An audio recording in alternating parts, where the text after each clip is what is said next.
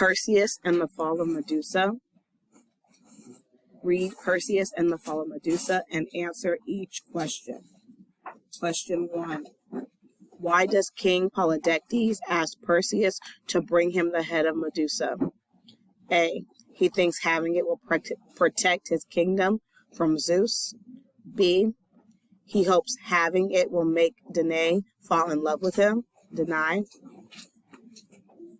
C. He thinks asking for it will urge Perseus to give him a better gift. D. He hopes asking for it will cause Perseus to leave his mother behind. Question number 2. Which event is most important and should be a part of a summary of the play? So which one is a major detail that needs to be a part of the summary? A. King Polydectes is pleased to meet Andromeda. B. King Polydectes accepts a golden goblet as a gift.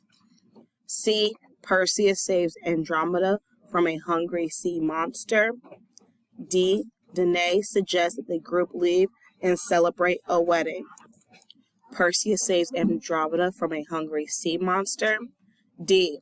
Danae suggests that the group leave and celebrate a wedding. So I'm going to read question 2 again. Which event is most important and should be a part of a summary of the play? A. King Polydectes is pleased to meet Andromeda. B. King Polydectes accepts a golden goblet as a gift. C. Perseus saves Andromeda from a hungry sea monster. D. Danae suggests that the group leave and celebrate a wedding. Question number 3. Zeus tells Perseus that his courage is remarkable. What does the word remarkable mean as it is used in the play? A. Fading. B. Amazing. C. Interesting. D. Frightening. Question number 4. Why do the gods visit Perseus in Medusa's bedroom? A. To give him the tools he needs to beat her. B. To offer to join him in his battle with her. C. To encourage him to leave her alone. D. To warn him that he will lose to her. Question number 5. What does Andromeda do when Perseus tells her who he is? A. She tells him that his mother has escaped from the kingdom.